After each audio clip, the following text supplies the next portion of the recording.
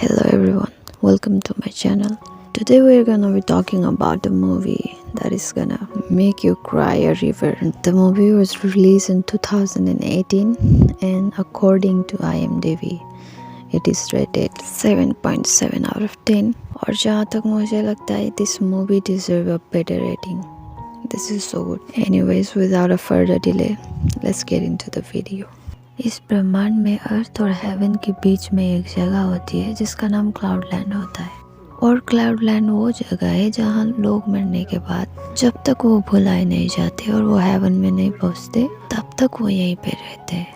ऐसे में एक मामा पेंगुइन अपने बच्चे को क्लाउड लैंड से देखती है और हमेशा रोती है। लेकिन एक साल बाद कुछ ऐसा होता है कि जब रेनी सीजन आता है तो मामा पेंगुइन अपने बच्चे से मिलने सीक्रेटली अर्थ पे विजिट करती है। वो एक छोटे से ट्रेन स्टेशन पे रुकती है और जब वो ट्रेन से निकलती है तो उसको अपने बच्चे के रोने की आवाज़ आती है और वो जल्दी से अपने बच्चे को ढूंढती है जो कि वहीं पे ट्रेन स्टेशन पे येलो रेनकोट में रोते हुए बैठ रहा था। वो एक दूसरे को देखने के बाद बहुत खुश होते हैं और जोर से गले लगते हैं। ऐसे ही टाइम बीतता जाता है और वो एक दूसरे में बहुत मज़े करने लगते हैं। मामा पेंगुइन अपने बच्चे के साथ बहुत सारे गेम खेलते हैं और वो फिशिंग भी करना सिखाती है। ऐसे में समय बीतता जाता है और रेनी सीजन ऑलमोस्ट खत्म हो रहा होता है। तभी क्लाउड लैंड से रेन फेरी आती है और मामा पेंगुइन को जल्दी से क्लाउड लैंड में वापस आने को बोलती है, वरना वो अपने बच्चे को कभी नहीं देख पाएगी, ऐसा भी बोलती है। ये सुन के मामा पेंगुइन दुख होती है लेकिन वो रोती नहीं और बेबी पेंगुइन भी अपने माँ की तरफ देख के स्माइल पास करता है। ऐसे में वो एक दूसरे को गुड बाय बोलते हैं। इसके बाद मामा पेंगुइन अपने क्लाउड लैंड में वापस आती है और वो हमेशा क्लाउड लैंड से अपने बच्चे को हंसते हुए खुशी खुशी देखती है। दरअसल में ये स्टोरी एक जियो नाम का लड़का पढ़ रहा होता है जिसकी माँ का अभी फ्यूनरल चल रहा होता है। वो एक छोटे से रूम के अंदर होता है जहाँ से वो रिलेटिव्स को कुछ बातें करते हुए सुनता है और वो बहुत ही सैड दिखता है। उसके बाद समय बीतते जाता है और वो अपने लाइफ जी रहे होते हैं। वो जिन जो जियो के पापा होते हैं वो सुबह ही उठ के काम पे चले जाते हैं। काम से लौटने के बाद वो जियो को स्कूल में भेज के फिर वो अपने काम में चले जाते हैं और ऐसे ही दोनों की लाइफ चल रही होती है। लेकिन जियो अपनी माँ को बहुत ही मिस कर रहा होता है और वो हमेशा अपनी माँ के क्लोजेट में जाके वहीं पे सोता है। ऐसे में जब वो दोनों खाना खाने बैठे रहे होते हैं तभी टीवी में मॉनसून सीजन आने का न्यूज़ आ रहा होता है। तभी जियो अपने पापा से अपने जगह में भी बारिश होगी क्या बोल के पूछता है और उसके पापा होना तो चाहिए बोल के जवाब देते हैं। दरअसल जियो अपनी माँ को मिस कर रहा होता है और उसको लगता है कि उसकी माँ भी रेनी सीजन में उसको विजिट करने आएंगी। जियो की ये बात सुन के वो जिन थोड़ा सैड रहता है क्योंकि ही न्यू द फैक्ट दैट मरे हुए लोग वापस नहीं आते। उसके बाद दोनों बाप बेटे चल निकलते हैं लेकिन जाने से पहले जियो अपने पापा को दवाई खाने के लिए समझाता है। असल में वुजिन को एक बीमारी होती है जो हमें आगे मूवी में पता चलेगी। उसके बाद दोनों घर से निकलते हैं। घर से निकलते वक्त वुजिन दीवार पे लगे अपने पति और बेटे का फोटो में किस करता है। जियो को स्कूल ड्रॉप करने के बाद वुजिन होंगू अंकल के बेकरी में जाने को बोलता है जो वुजिन का स्कूल टाइम से फ्रेंड होता है। वुजिन अपने काम पे पहुंचता है जहाँ पे उसकी कॉलीग उसको हमेशा लाइन मारती रहती है। ये देख जेलस के मारे उसका मालिक उसको हमेशा काम पे काम देते रहता है। प्लस वो यूजिन को बहुत ही शिटी वे में ट्रीट करता है क्योंकि वुजिन को सारे फीमेल अटेंशन मिल रही होती है।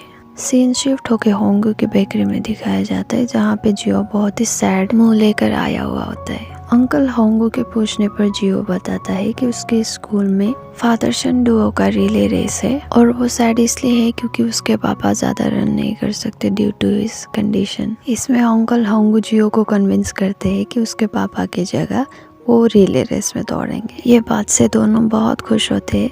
तभी जियो के पापा वुजिन आते हैं और जियो जोर से उनके पास जाके गले लगता है। फाइनली वो दिन आ जाता है जिस दिन रिले रेस होने वाला था। वुजिन अपना सारा काम करके लौट ही रहा होता है तभी उसका खड़ूस बॉस उसको फिर से काम में लगा देता है। उधर जियो का रेस शुरू ही होने वाला होता है। उसके सपोर्ट के लिए अंकल होंगो भी जियो के पास ही होते हैं और वो अपना लंबा लेग से ये दिखाने के लिए ट्रैक सूट की कमर वाली जगह अपने छाती पे लगाए हुए होते हैं और जियो अपने अंकल के लंबे लेग्स होने पर अपने दोस्तों के सामने फ्लेक्स कर रहा होता है। लेकिन जियो उस रेस में पार्टिसिपेट नहीं कर सकता था क्योंकि अंकल होंगो उसके बायोलॉजिकल फादर नहीं थे। तो वो अंकल होंगो से टी शर्ट मांगकर वापस कर ही रहा होता है, तभी उसके पापा आते और रेस की तैयारी करते हैं। ये देख के जियो बहुत ही खुश हो रहा होता है क्योंकि he was able to take part in the competition, that too with his father. Race शुरू हो चुका होता है और सब लोग अपने रिस्पेक्टिव टीम्स को सपोर्ट कर रहे थे। रेस में जियो के पापा सबसे आगे होते हैं, लेकिन फिनिश लाइन आने से पहले ही उनका विजन ब्लरी होता है और वो वहीं पे कोलैप्स हो जाते हैं। ये देख अंकल होंगो और जियो दौड़ते हुए वूजिन के पास आते हैं। यहाँ से सीन कट होके बाद का समय दिखाया जाता है जहाँ पे जियो और उसके पापा घर रिटर्न कर रहे होते हैं। तभी जियो अपने पापा को उसको कभी नहीं छोड़ने की बात करता है। उसके पापा भी उसको प्रॉमिस करते हैं कि वो उसको कभी नहीं छोड़ेंगे और ऐसे ही हंसी खुशी वो घर जाते हैं। रात के समय में वूजिन अपने पत्नी और बेटे का पुराने रिकॉर्डिंग्स देख के रो रहा होता है because he was missing his wife to.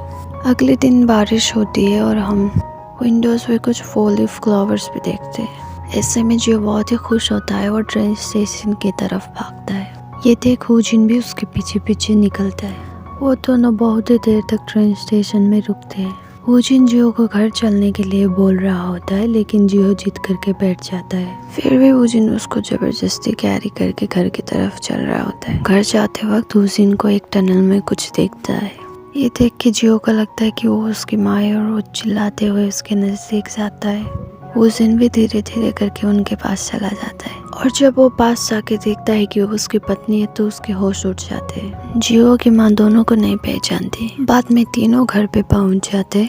Woojin जियो को अकेले में बोलता है कि अपनी माँ को क्लाउड लाइन के बारे में मत बताना। फिर वो दोनों वापस आते हैं। रूम में से होता है और जब जियो की माँ दोनों से पूछती है तो वो सारा मेस को समेटने लगते हैं। रात का खाना खा के वो सब लोग सो रहे होते हैं। तभी वूजिन उठता है और दूसरे कमरे में जाता है जहाँ पे जियो और उसकी माँ सो रही होती है। तभी वूजिन नजदीक जाके जियो की माँ को टच करता है जस्ट टू मेक श्योर कि ये सब रियल है कि नहीं। अगले दिन सुबह वूजिन जल्दी जल्दी काम करके घर लौटता है और जियो का स्कूल जाने का भी टाइम हो चुका होता है। तभी जियो की माँ जियो को बुला के उसके शर्ट के बटन को सही तरीके से लगा देती है। तभी वूजिन भी आता है और जियो की माँ जैसा बाप वैसा ही बेटा बोलती है। वूजिन इस बात पे अग्री नहीं करता तो वो उसकी पैंट की जिपर की तरफ देखती है जो खुला होता है। वूजिन थोड़ा घूम के अपनी पैंट की जिपर ठीक करता है और हमेशा की तरह दीवार पे लगे फोटो को किस करके निकलता है। वो जियो को उसके स्कूल में छोड़ के अपने काम की तरफ निकलता है। जियो की माँ दोपहर में घर पे अकेले ही होती है, तभी उसको एक पर्स में एक रिंग मिलता है। वो उसको लगा रही होती है, तभी जियो वापस आ जाता है और जल्दी आने का कारण पूछने पर जियो अपने टीचर एब्सेंट है बोलता है,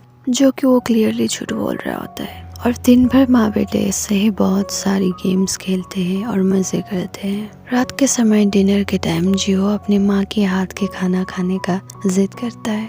जियो की माँ अपनी सारी मेमोरी के साथ साथ खाना बनाना भी भूल चुकी होती है और वो सब ऑयल गरम करके राइस केक्स डालती है तो राइस केक्स उछल के चारों तरफ फैल जाते। इसी दौरान जियो की माँ को बचाने के चक्कर में वूजिन का बैग जल जाता है। सोने का समय हो चुका होता है और जियो की माँ वूजिन को कपड़े उतारने के लिए बोलती है। ये सुन के वूजिन कुछ और समझता है और अपने पैंट उतारने लगता है। जियो की माँ के हाथ में मरहम देखने के बाद वूजिन शर्मिंदगी के मारे अपने कपड़े वापस पहन लेता है। मरहम लगाने के दौरान जियो की माँ अपने पुराने दिन के बारे में पूछती है तो वूजिन सारी बातें बताने लगता है। हमें दिखाया जाता है कि जियो की माँ का नाम सुहा होता है तो हम अब से सुहा कहकर बुलाएंगे। सुहा स्टडी वाइज बहुत ही ब्रिलियंट स्टूडेंट होती है, जबकि वूजिन उसका पोलर अपोजिट था। स्टडी में भले ही वूजिन अच्छा नहीं था but he was a good swimmer. Woojin और सुहा एक ही क्लास में थे और वूजिन को सुहा पे क्रश था, लेकिन वो सुहा को कभी भी अप्रोच नहीं कर पाता क्योंकि ही वो शाय। तो ऐसे में वूजिन का दोस्त होंगू उसको हेल्प ऑफर करता है, लेकिन वो जो भी आइडिया लेके चलते they turn out to be a fail. लेकिन एक दिन लकीली वो डांस के लिए पेयर अप हो जाते हैं और जब वो रिहर्स कर रहे होते तो वूजिन मिस्टेकली तो वो हताश में शुआ की सूझ पहुंचने लगता है और वो जब उड़ता है तो उसका सर और शुआ का फेस टकरा जाता है, जिस वजह से शुआ नाक से ब्लीड करने लगती है और वो वहां से चली जाती है। इसके बाद उन दोनों के बीच स्कूल खत्म होने तक बात नहीं होती। स्कूल का लास्ट डे होता है और होंगू सुआ के नाम से वो जिनको चिढ़ा रहा होता है। तभी सुआ वहाँ आ जाती है और होंगू और वो जिनको गुड बाय नोट्स लिखने को बोलती है। इसके बाद वो अपने डायरी के साथ साथ वो जिन का पेन भी ले जाती है, जो बाद में वो जिन और होंगू को याद आता है। सीन फिर शिफ्ट होकर प्रेजेंट में दिखाया जाता है, जहाँ पे वो जिन सुआ को वही पेन दिखा रहा था। तभी जियो आके सुआ के लैब में सो जाता है। फिर हमें पास्ट के सीन में दिखाया जाता है कि कैसे वो जिन सुआ से बात करने के लिए बहुत ट्राई किया, पर जब भी वो फोन उठाती थी तो वो फोन काट देता था। उसके बहुत समय के बाद वो जिन सुआ को कॉल करने को सोचता है, लेकिन उसको मिलिट्री एनलिस्टमेंट लेटर आती है। 1-2 साल तक मिलिट्री सर्विस करने के बाद वो जिन फिर एक बार सुआ को कॉल करता है। सुआ फोन उठाती है, लेकिन एज यूजुअल वो जिन फोन रखे रहा होता है। तभी होंगू वो जिन का नाम ले लेता है, तो वो जिन सुआ से बात करने लगता है। वो डायरेक्टली उसको डेट के लिए पूछ नहीं पाता और पेन का बहाना देके मिलने को बुलाता है। सुआ उसके बाद मान लेती है और इस बात से वो जिन बहुत ही खुश होता है। इसी खुशी के मौके पे वो जिन होंगू से उसका कोई भी बात मानने के लिए बोलता है और होंगू जवाब में उसको डेट के लिए रेडी करने को बोलता है। अगले दिन वो जिन पिंकिश आउटफिट में सुआ से मिलने जाता है, जो उसको होंगू ने स्टाइल किया हुआ था। सुआ से मिलने के बाद सुआ उसको पेन वापस देकर जा ही रही होती है, तभी वो जिन उसको ड्रिंक के लिए पूछता है। सुआ भी हाँ में जवाब देती है और बहुत ही ऑकवर्ड डेट के बाद उनका छूटने का समय हो जाता है। वो दोनों बस के लिए वेट कर रहे होते हैं, लेकिन वो दोनों बस पे चढ़ ही नहीं रहे होते। लेकिन तभी एक बस आती है और उस बस का ड्राइवर बोलता है कि ये लास्ट बस है। ऐसे में सुआ अपना बस मिस नहीं करना चाहती थी, तो वो बस में चढ़ जाती। बस कहीं दूर जा ही रही होती है, तभी वो जिन जोर से भागते हुए बस के अंदर दाखिला हो जाता है। अंदर जाते ही वो सुआ से पूछता है कि क्या मैं तुम्हें लेटर लिख सकता हूँ। इस बात पे सुआ इमोशनल होते हुए हाँ में मुंडी हिलाती है और इनकी आशिकी देख के बस का टीसी वो जिन को खींचते हुए बाहर निकालता है। सीन फिर से प्रेजेंट में शिफ्ट होता है और इसी बात पे वो जिन और सुआ जोर जोर से हंस रहे होते हैं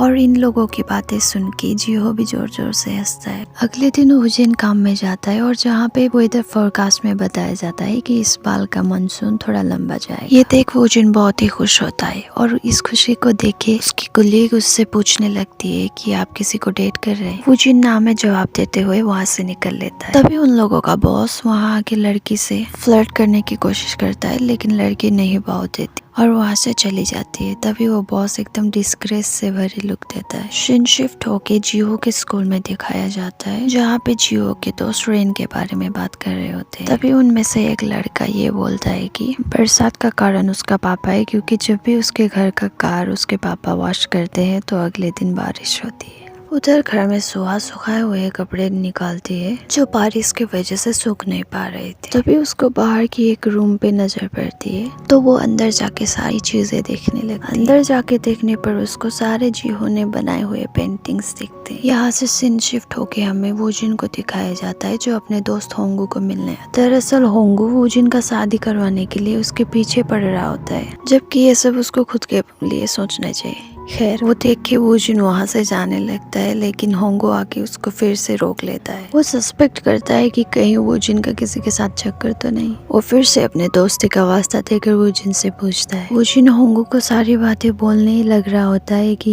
होंगू शुरू में ही सुआ का बात नहीं करने को बोलता है। ये सब के बाद वो जिन वहाँ से निकल लेता है अपने घर की तरफ। इसके बाद होंगू अपने दोस्त के बिहेवियर के लिए उस लेडी से माफी मांगता है और यहाँ पे थोड़े से फनी सीन्स चलते हैं। फिर हमें रात का समय दिखाया जाता है, जहाँ पे जियो अपने पापा को अपने कान से निकले हुए ईयर वैक्स दिखाता है। फिर वो जिन को खींचते हुए सुआ के लैब में सुलाता है। फिर सुआ उसके कान धीरे धीरे से साफ करने लगती है। ऐसे ही वो सो जाता है और रात के समय एकदम से उसकी आंख तब खुलती है जब होंगू बाहर आकर उसका नाम पुकारने लगता है। वो मामा पेंगुइन बनकर आया हुआ होता है। वो जिन उसको घर के अंदर एंट्री नहीं दे रहा होता है, क्योंकि जब उसने सुआ की बात करी थी तो होंगू ने उसकी बात करने के लिए साफ मना कर दिया होता है। लेकिन फिर भी वो जिन का बात ना मानते हुए घूमकर रूम के अंदर दाखिला हो ही जाता है। अंदर जाते ही उसको सुआ दिखती है, जिसे देख के उसके सारे नशे उतर जाते हैं। सुआ उसको पानी ऑफर कर दिए, लेकिन होंगू उससे जान बचाने के लिए भागता है, जिसके दौरान वो जमीन में गिर जाता है। डर के मारे वो बाइबल की कुछ वर्स आधा अधूरा पढ़ने लगता है, जिसका आधा वर्स सुआ पूरा करती है। तभी जोर से आसमान में बिजली कड़कती है। फिर से डर के मारे वूजिन वहाँ से भागकर चला जाता है अपने घर। उसके जाने के बाद सुआ फिर से पहले की बातें बताने को बोलती है वूजिन से, और हमें पास्ट में दिखाया जाता है कि वो दोनों एक दूसरे के साथ मूवी डेट पे गए हुए होते हैं। इसी के दौरान वूजिन थोड़ा रोमांटिक होने लगता है और वो धीरे से अपने हाथ सुआ के हाथों की तरफ बढ़ाता है, लेकिन पीछे के सीट में बैठा बंदा अपना पैर वहाँ पे फैला देता है। वूजिन जब उस चीज को होल्ड करता है तो उसको कपड़ा फील होता है। इसके बारे में वो सुआ से पूछता है, लेकिन वो जब नीचे मुड़ के देखते हैं तो ये पिछले सीट पे बैठा हुआ इंसान का पैर होता है।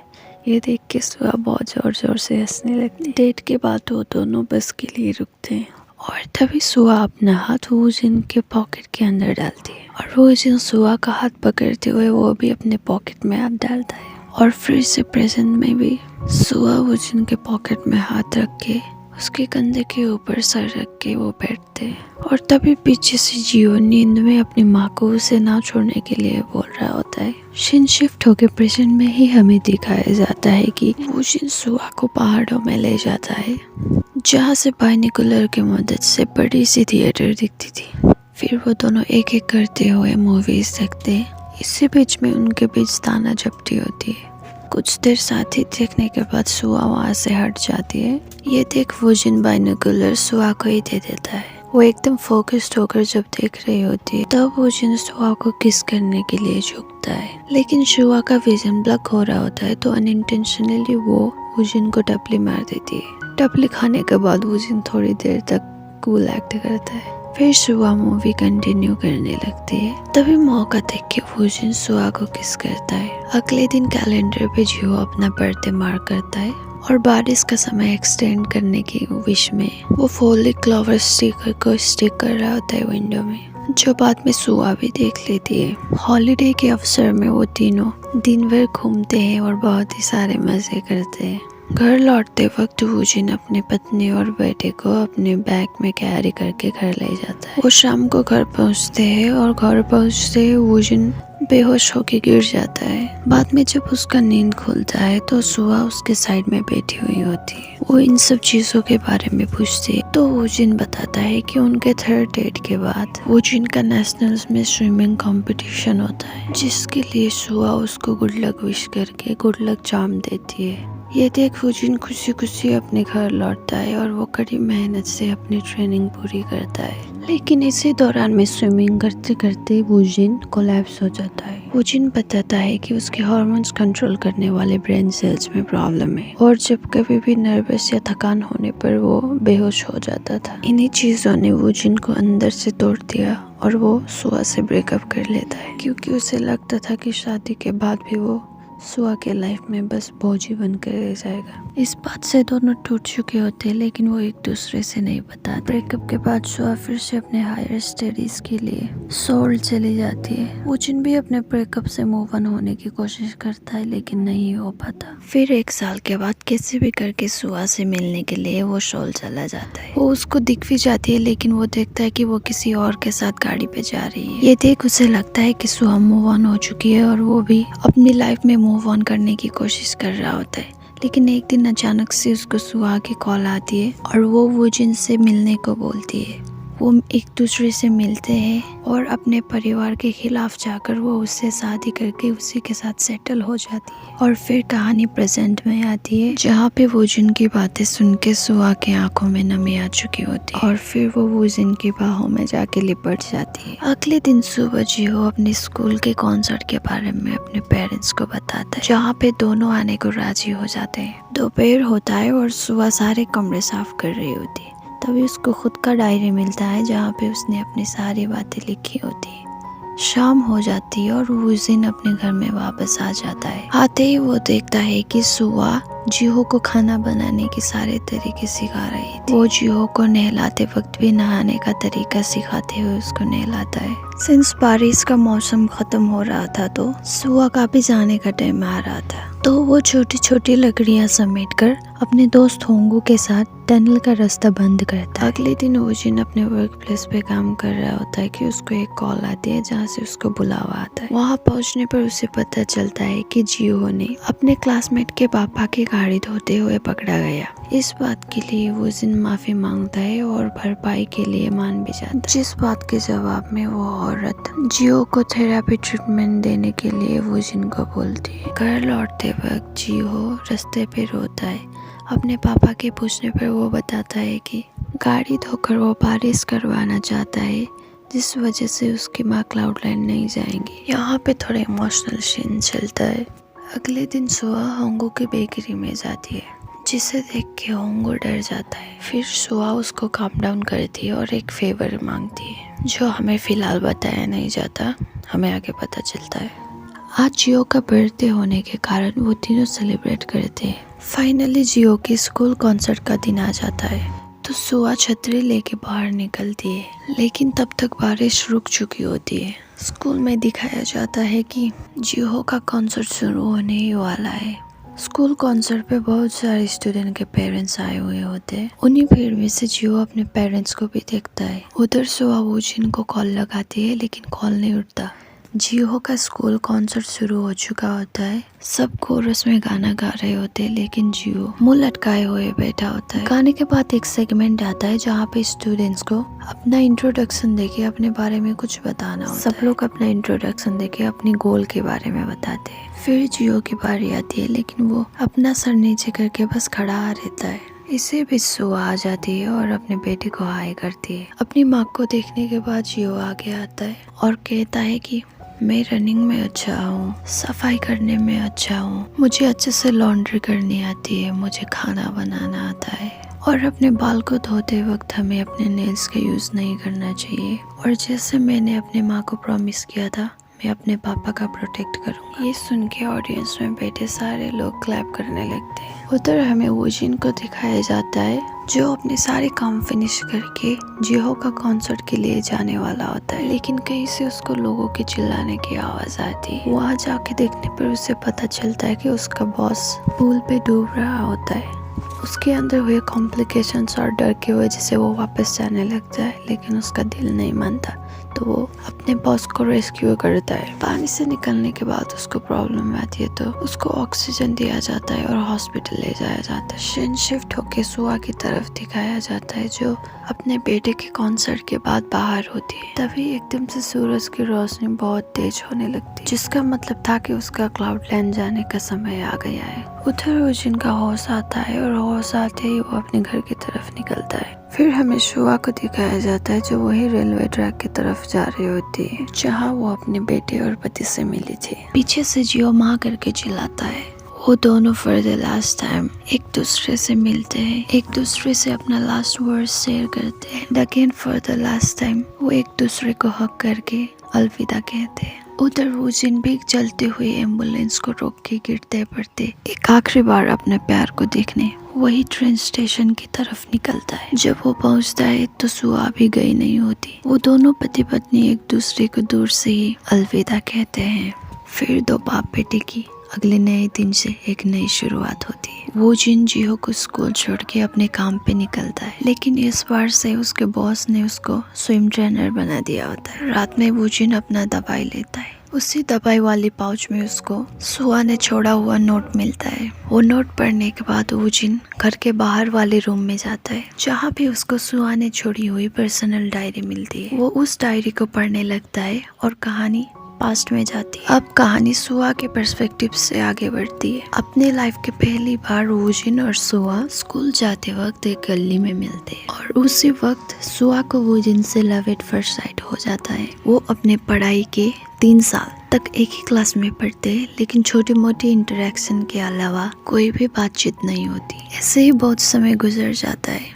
एंड फाइनली आफ्टर ईयर्स सुआ को वोजिन से कॉल आता है अपना पेन वापस मांगने के लिए। And that's when was their first date. लेकिन आफ्टर फ्यू डेट्स अपनी तीसरी डेट के बाद वोजिन सुआ से ब्रेकअप कर लेता है। वोजिन बिना कुछ रीजन के ब्रेकअप दिया होता है, तो सुआ बहुत ही टूट चुकी होती है। लेकिन घाव कितना भी गहरा क्यों ना हो, लोगों को मूव ऑन होना ही पड़ता है। तो सुआ भी धीरे धीरे अपने लाइफ में मूव ऑन होने लगती है। ऐसे में एक दिन सुआ अपनी यूनिवर्सिटी से बाहर निकल रही होती है कि तभी बारिश होती है। उसी वक्त में उसका एक दोस्त आता है और उसको लिफ्ट ऑफर करता है। दोनों को अपने प्रीवियस टेस्ट पेपर्स की कॉपीज करने होते हैं तो दोनों चले जाते हैं। और इसी दौरान में सुआ को वो जिन दिखता है। वो अपने दोस्त को गाड़ी रोकवा के वो जिनके पीछे पीछे भागने लगती है। वो इधर उधर बिना कुछ देखे अपने रास्ते ही भागती है। तभी जोर से आती हुई गाड़ी उसको ठोक देती है। गाड़ी से ठुकते ही वो जमीन पे गिर पड़ती है। उसके बाद जब उसका होश आता है तो उसके सामने अपना पति और अपना बेटा होता है। दरअसल सुआ 8 साल तक टाइम लीप करके फ्यूचर में जा चुकी होती है।